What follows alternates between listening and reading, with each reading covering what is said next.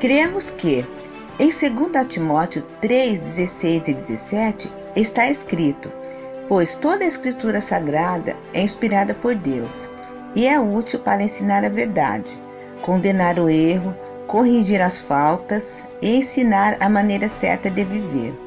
E isso para que o servo de Deus esteja completamente preparado e pronto para fazer todo tipo de boas ações.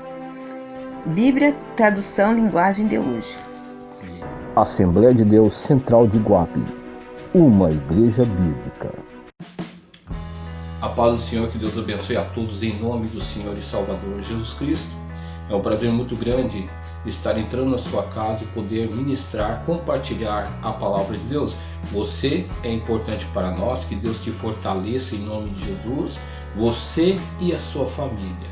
Meus queridos, eu agradeço muito aí os irmãos que têm intercedido por esta obra e têm intercedido por esses vídeos e também compartilhar. Te incumbiu de uma obra maior, que é orar por nós, que é buscar a presença de Deus. Nós não somos nada, muito pelo contrário. Quando nós estamos aqui ministrando a palavra de Deus, nós devemos ter a consciência de que nós deveríamos também, é como se nós estivéssemos aí nos colocando no seu lugar, né? Porque a palavra de Deus não é difundida para aquele que está no vídeo, mas a palavra de Deus é difundida pelo Espírito Santo de Deus, e muitas vezes nós somos também corrigidos através da palavra de Deus. Então não se sinta minorizado, porque aqui é uma responsabilidade muito grande que nós teremos que corresponder diante de Deus. Então, meus queridos, você é importante, e graças a Deus que os anônimos, né, que não estão muitas vezes em evidência, mas só que são importantes diante de Deus, porque a sua oração que você faz em secreto, o Senhor Deus está vendo e vai te recompensar grandiosamente. Creia nisso, porque Deus ele é fiel. Então, meus queridos, é isso que eu gostaria de estar passando para você, e nesse momento eu gostaria que você fizesse uma oração conosco, para a honra e para a glória do Senhor Jesus, para que Ele possa nos falar da sua palavra. Então vamos orar em nome de Jesus. Pai querido, Pai santo, nesse instante, meu Deus, pedimos com toda humildade, com todo o fervor do nosso coração, que o Senhor esteja falando conosco, Senhor, porque nós temos sede da Tua palavra.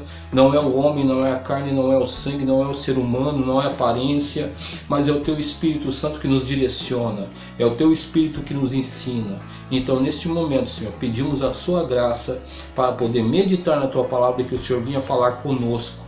Em nome de Jesus, eu te louvo e te agradeço. Amém. Então, meus queridos, eu gostaria que você estivesse abrindo a palavra de Deus em Provérbios 1, no versículo de número 7, que diz assim: o temor do Senhor é o princípio da ciência. Os loucos desprezam a sabedoria e a instrução. Então, o que significa temor na palavra do Senhor? Observemos que significa reverência, respeito, admiração e também amor, né? Muitos pensam que quando a Bíblia fala sobre temor, acham que Deus vai estar agindo como um tirano e vai jogar um raio na cabeça da pessoa, ou Deus vai mandar um anjo aí com um cacete atrás da porta, se a pessoa fizer errado vai dar uma paulada na cabeça da pessoa. Então, e muitas vezes as pessoas acham que Deus vai mandar um castigo, né? Mas Deus ele não age dessa forma. Deus ele não age desta maneira, né?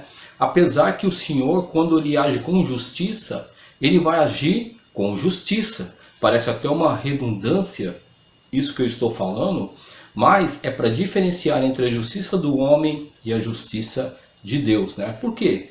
Porque Deus ele usa critérios da sua onisciência, né? Então nós vemos ali, por exemplo, em Salmo 139, diz que o Senhor conhece o homem, né? Se você ler ali, ele conhece o levantar, o deitar, conhece os pensamentos do ser humano. E vemos que o Senhor ele conhece todo ser humano.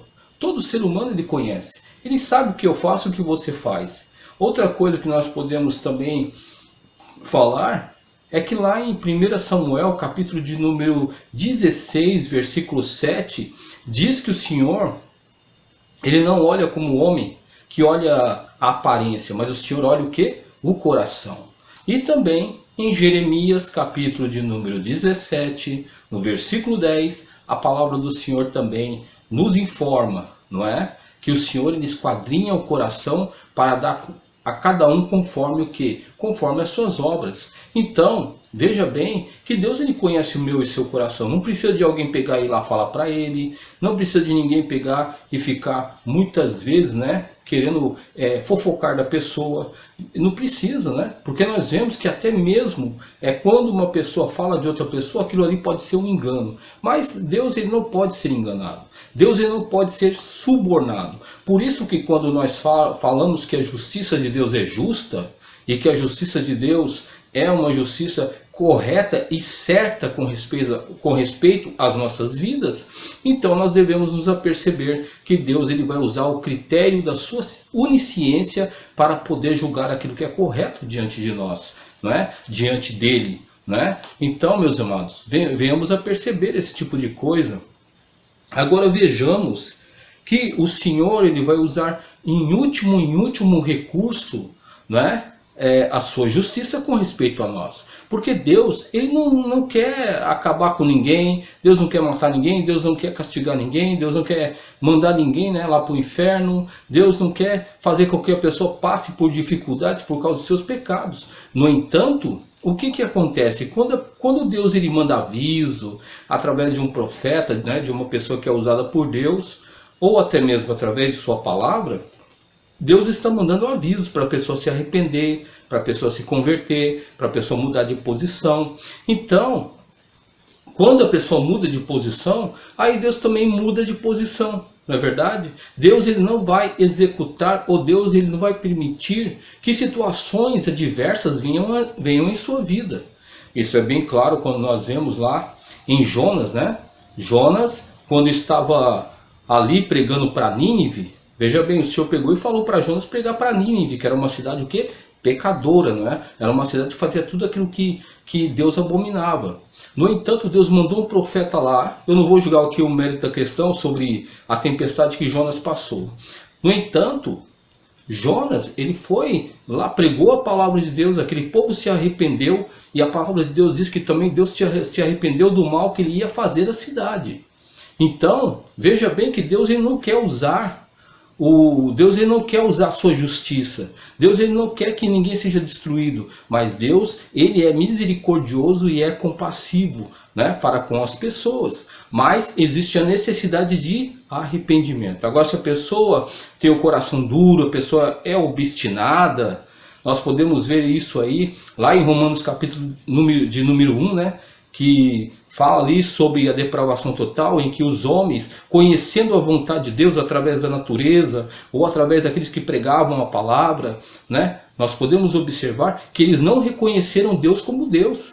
Mas aí o que fizeram? Começaram a adorar o quê? Começaram a adorar as criaturas. Então, por aí nós observamos, né, que Deus ele não pode executar a sua misericórdia se não houver arrependimento.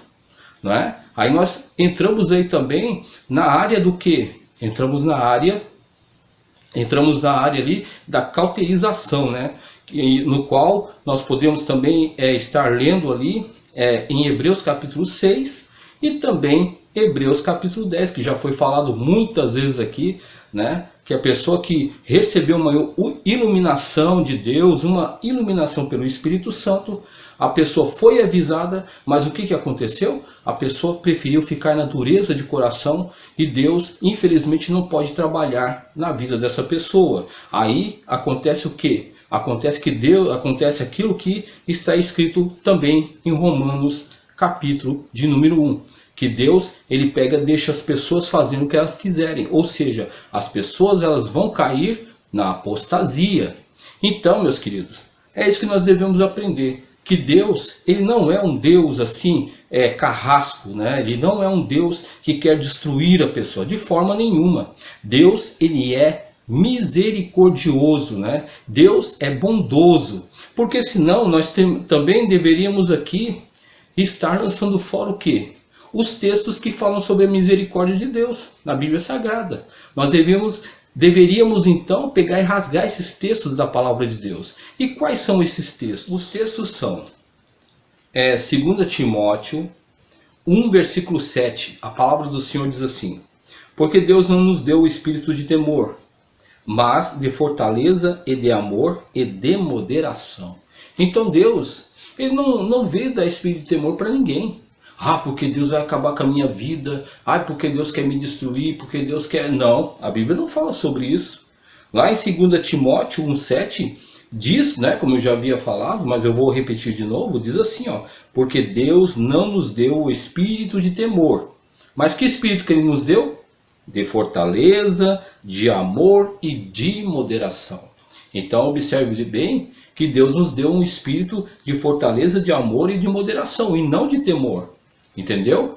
E também podemos observar aqui em 1 João 4, versículo de número 18, que diz assim: no amor não há temor, antes é perfeito amor, lança fora o temor, porque o temor tem consigo a pena, e o que teme não é perfeito em amor. Então observe bem que Deus, Ele não quer que ninguém venha ter temor dele. Não, temor no sentido de ter pavor, temor no sentido de ter receio. Você está entendendo? Deus não quer isso de mim e de você, de ter medo. Deus não quer esse tipo de temor na nossa vida.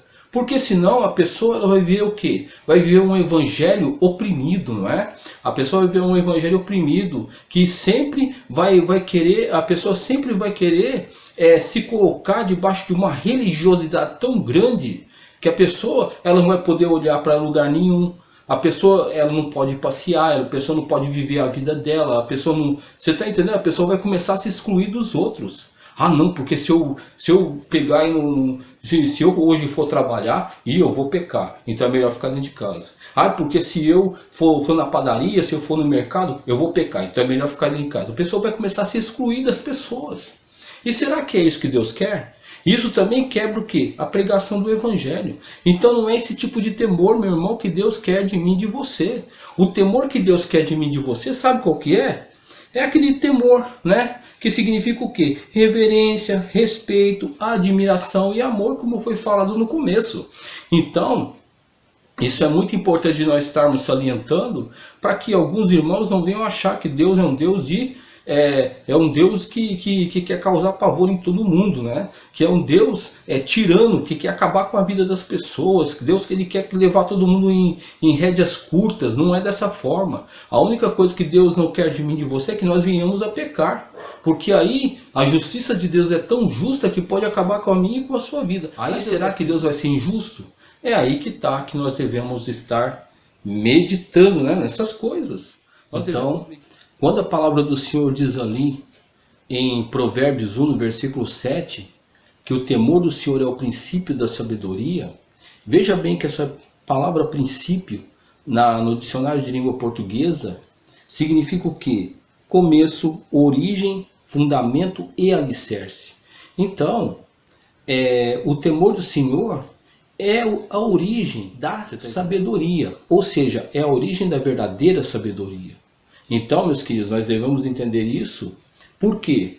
Porque, na verdade, se nós formos observar o mundo que nós vivemos, existem muitas pessoas que têm inteligência.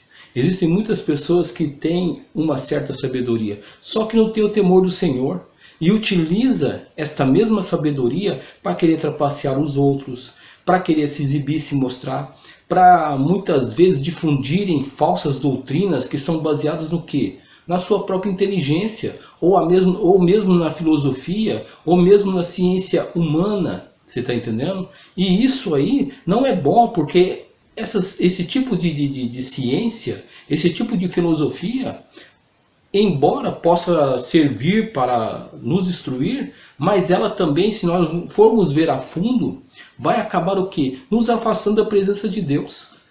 Vai nos afastar da presença de Deus, porque não é baseado na palavra de Deus. Embora possa haver alguns conceitos, mas não é baseado na palavra de Deus. São apenas o quê? São apenas conceitos que são baseados somente em homem, na experiência do homem, o racionalismo. Então, nós temos que tomar cuidado com respeito a isso. Porque a verdadeira sabedoria, ela tem o temor do Senhor. A verdadeira sabedoria, ela tem origem no temor do Senhor. É interessante que quando nós vemos ali a vida de Salomão, o mesmo que escreveu, né, Provérbios, escreveu Eclesiastes, escreveu ali Cantares de Salomão, observemos que este homem, no decorrer de sua vida, quando ele foi impulsado rei, ele não sabia como direcionar o povo. Ele foi humilde, pediu a direção de Deus, pediu para que Deus desse sabedoria a ele para direcionar o povo, para dirigir o povo, e aquilo agradou o Senhor, né? No entanto, quando ele se firmou no reino, as coisas começaram a andar em sua vida. Observamos que ele começou a se desviar dos propósitos de Deus. E é isso que eu gostaria de estar apresentando para você, para nós tirarmos aqui algumas lições da vida de Salomão, para que nós não venhamos a cair na mesma coisa, você está entendendo? Porque Salomão, numa hora ele pediu sabedoria para Deus, mas só que ele perdeu o temor do Senhor. Porque o temor do Senhor é que nos direciona, é o temor do Senhor que vai ser um aferidor em nossa sabedoria, para que nós não venhamos, embora nós possamos usar a sabedoria, não venhamos a nos desviar da sabedoria do Deus Todo-Poderoso.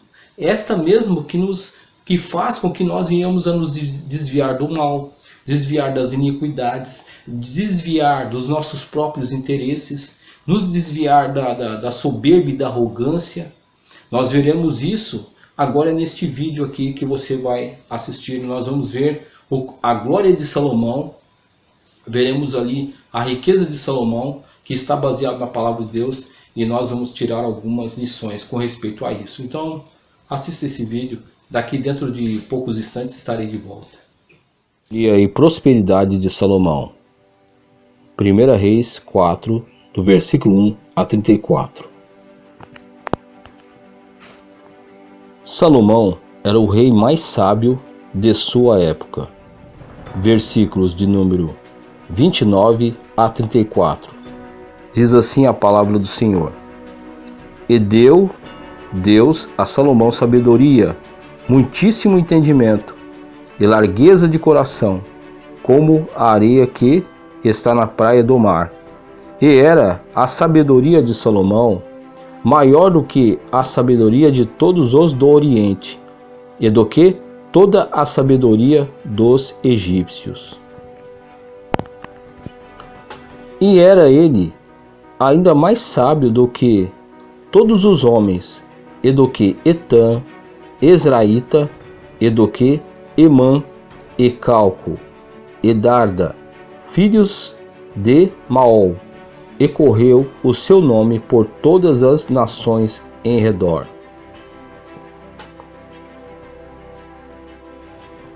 E disse 3.000 provérbios, e foram os seus cânticos 1.005.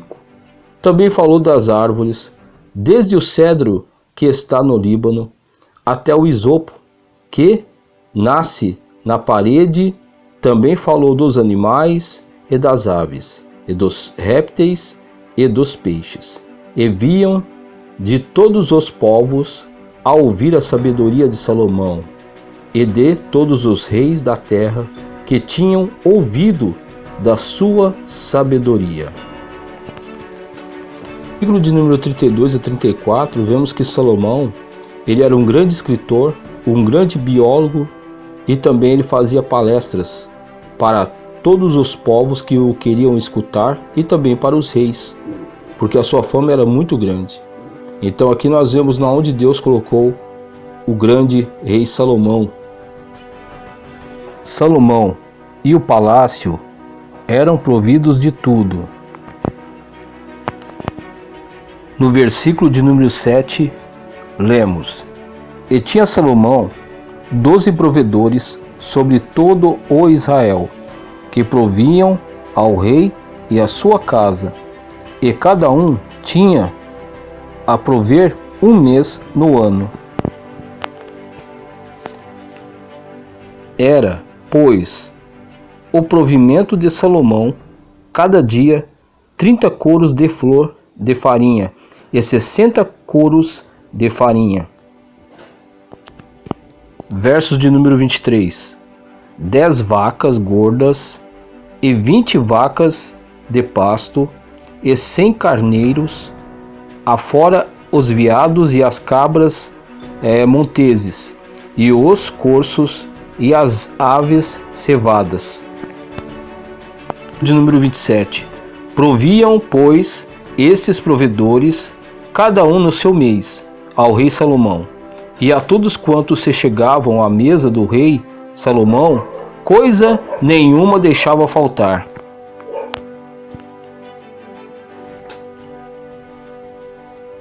Havia paz, prosperidade e segurança para o povo de Judá e Israel no governo de Salomão. Nos versículos 20 e 25 podemos observar: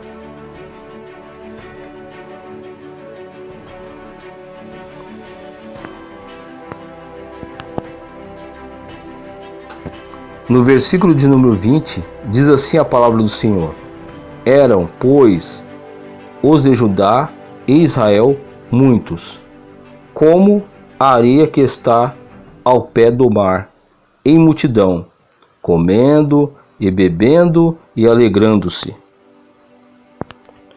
No versículo de número 25, diz assim a palavra do Senhor: Judá e Israel habitavam seguros, cada um debaixo da sua videira e debaixo da sua figueira, desde Dã até Betseba, todos os dias de Salomão. Salomão tinha cocheiras que abrigavam os cavalos que puxavam os carros de guerra. Nos versículos 26 e 28, nós lemos: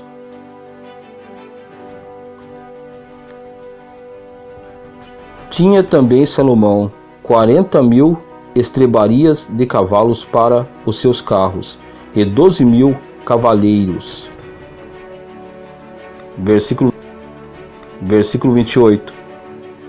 E traziam a cevada e a palha para os cavalos e para os jinetes, para o lugar onde estavam, cada um segundo o seu cargo.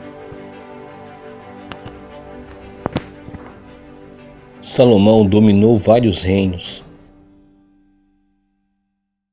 E os mesmos pagavam impostos. No versículo de número 21, diz assim a palavra do Senhor: e dominava Salomão sobre todos os reinos, desde o rio Eufrates até a terra dos filisteus, e até o termo do Egito, os quais traziam presentes e serviram a Salomão todos os dias de sua vida. Porque dominava sobre tudo quanto havia da banda de cá do rio Eufrates, de Tifisa até Gaza, sobre todos os reis da banda de cá do rio, e tinha paz de todas as bandas em roda dele. Temos outras referências na palavra de Deus com respeito à vida de Salomão, mas, devido ao tempo do vídeo, deixaremos a análise de tais textos para outra oportunidade. Textos que nos dão uma visão maior da vida de Salomão. 1 Reis, capítulo de número 1, 2, 3, 4, 5 e 6 e 7, 8, 9, 10 e 11 nos dão uma visão maior da vida de Salomão. Se você quiser consultar esses capítulos, você vai ver como era a vida de Salomão. Textos que podemos nos basear está em 2 Crônicas, capítulo 1, 2, 3, 4, 5, 6, 7, 8 e 9. Então, nós não vamos nos aprofundar muito porque o tempo do vídeo tem que ser relativo. Então, por este motivo, estaremos nos detendo apenas em 1 Reis, capítulo de número 4, para podermos ter uma visão mais resumida da vida e da prosperidade de Salomão.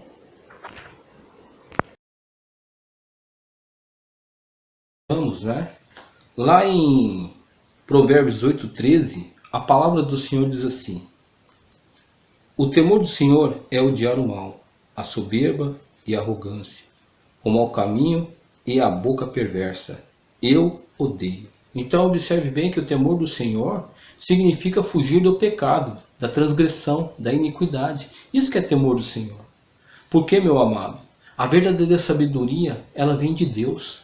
Quando a pessoa ela se desvia da presença de Deus, essa pessoa ela está começando a viver como se fosse um animal. Ela começa a viver através dos seus conceitos. Ela começa a viver através dos seus interesses, através dos seus instintos naturais. Não é verdade? É assim que a pessoa ela vive.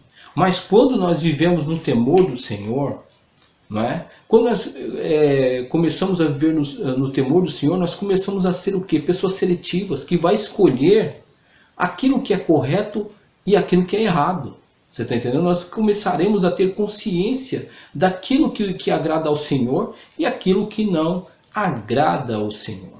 No caso, como nós acabamos de ver, na vida de Salomão, ele no início, ele teve ali o temor do Senhor. Ele foi com humildade diante de Deus, pedindo sabedoria para Deus, e aquilo agradou a Deus. Por quê? Porque Salomão queria direcionar o povo do Senhor.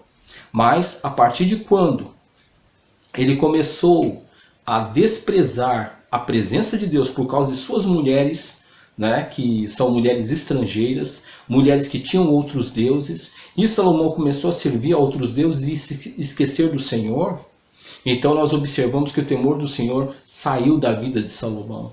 E Salomão começou a viver, embora ele ainda era sábio, embora ele tinha um coração sábio, no entanto, ele começou a viver através dos seus interesses, através do seu instinto natural. Ele começou a ficar cego espiritualmente. Meus irmãos, não adianta nada nós termos sabedoria, mas não termos o temor do Senhor. Não adianta nada nós vivermos buscando ser inteligentes, buscando ser pessoas que querem entender de tudo, mas se nós não tivermos o temor do Senhor, não vai adiantar nada. Por quê? Porque é só através da sabedoria do Senhor, através do temor, que nós vamos alcançar verdadeiramente um coração sábio. E nós temos que entender que é o temor do Senhor que vai nos direcionar na vida. Se eu e você começarmos a temer a Deus, ou seja, respeitá-lo como Deus, se nós começarmos a viver para Deus, sempre com reverência, nós vamos ver como Deus ele vai trabalhar de uma forma exorbitante na nossa vida. Nós seremos completamente abençoados, não somente nós, mas toda a nossa casa, toda a nossa família. Mas observemos também que em exemplo de Salomão, vejo que Salomão ele se arrependeu do seu pecado. Eclesiastes 12, no versículo de número 1, diz assim a palavra do Senhor: lembra-te do teu Criador nos dias da tua mocidade, antes que venham os maus dias e cheguem os anos dos quais venha dizer, não tenho neles contentamento. Então observe bem que Salomão, ele, na verdade, eu vejo que Eclesiastes é um livro onde ele observou tudo o que ele fez. Eclesiastes também fala sobre toda a opressão que o ser humano ele tem sobre a face da terra. Não é? E vejo aqui também no capítulo 12 que Salomão, ele fala que lembra-te do teu Criador nos dias da tua mocidade, antes que venham os maus dias e cheguem os anos dos quais venha dizer, não tenho neles contentamento ou prazer. Não é?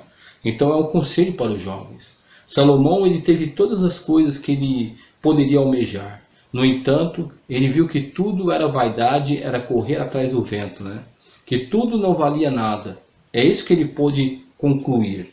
E aí no versículo de número 13 diz aqui, de tudo que se tem ouvido, o fim é, teme a Deus e guarde seus mandamentos, porque este é o dever de todo homem. Porque Deus há de trazer a juízo toda obra e até tudo o que está encoberto, quer seja bom, quer seja mal. Então, veja bem que tudo o que Salomão ele viveu foi uma experiência que ele mesmo conta lá em Eclesiastes 2, no versículo de número 11, que ele adquiriu todas as coisas, né? Ele teve muitas coisas. Veja bem, chegou ao ponto de que ele estava tão suprido que ele não poderia almejar mais nada, porque ele já experimentou de tudo. Assim é comigo, com a sua vida, meus amados. Nós podemos experimentar de tudo, nós podemos ter uma sabedoria exacerbada, mas o que adianta tudo isso se não tiver Deus? O que adianta, na verdade, vai prevalecer um vazio na minha e na sua vida? Não é? Por quê? Porque nós temos que aprender a temer a Deus, a fazer a vontade do Senhor. Porque aí o Senhor vai nos direcionar de uma forma correta e certa para a honra e glória do Senhor. Porque nós temos uma vida curta. A nossa vida não é para sempre nessa terra, mas a nossa vida, sim, é ir para o céu junto do Senhor. E que nós venhamos a temer a Deus. E que esse temor não seja pavor nem medo, mas que esse temor seja amor diante de Deus. Amor do quê? Amor porque eu não quero ofender a Deus. Eu tenho medo de ofender a Deus. Eu tenho medo de muitas vezes fazer algo que desagrade a Deus. Eu tenho amor em fazer a sua vontade. Você está entendendo? É isso que Deus quer de mim e de você. É que nós venhamos a temê-lo com amor e tremor diante dele, fazendo sempre a sua vontade. Você está entendendo? Porque aí verdadeiramente nós iremos viver no temor do Senhor, que é respeito, que é reverência, que é admiração pelo nosso Deus, e que isso venha estar no nosso coração a cada dia, para que nós venhamos alcançar coração sábio diante dele, sabendo o que é mal e o que é bom. Meus irmãos, que nós possamos andar dessa forma para a honra e glória do Senhor. Vamos orar nesse instante. Pai querido, Pai santo, em nome de Jesus, muito obrigado, Senhor, por essa palavra maravilhosa. Direciona as nossas vidas e nos dá graça, Senhor, para andar de acordo e de conformidade com aquilo que Tu queres, em nome de Jesus Cristo. Muito obrigado, ó Pai, que o Senhor esteja abençoando cada vida para a honra e glória do Senhor. Muito obrigado, ó Pai. Direciona as nossas vidas, direciona cada um dos Teus filhos e fortalece-nos, Senhor, meu Pai, e que nós possamos viver no temor do Senhor, fazendo a Tua vontade para a glória de Deus. Amém, Jesus. Que Deus te abençoe em nome de Jesus.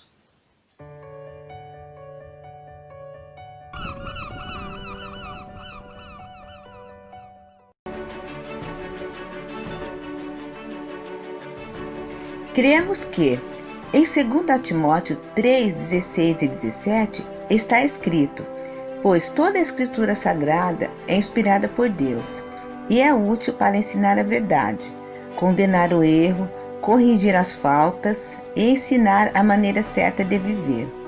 E isso para que o servo de Deus esteja completamente preparado e pronto para fazer todo tipo de boas ações. Bíblia, tradução, linguagem de hoje.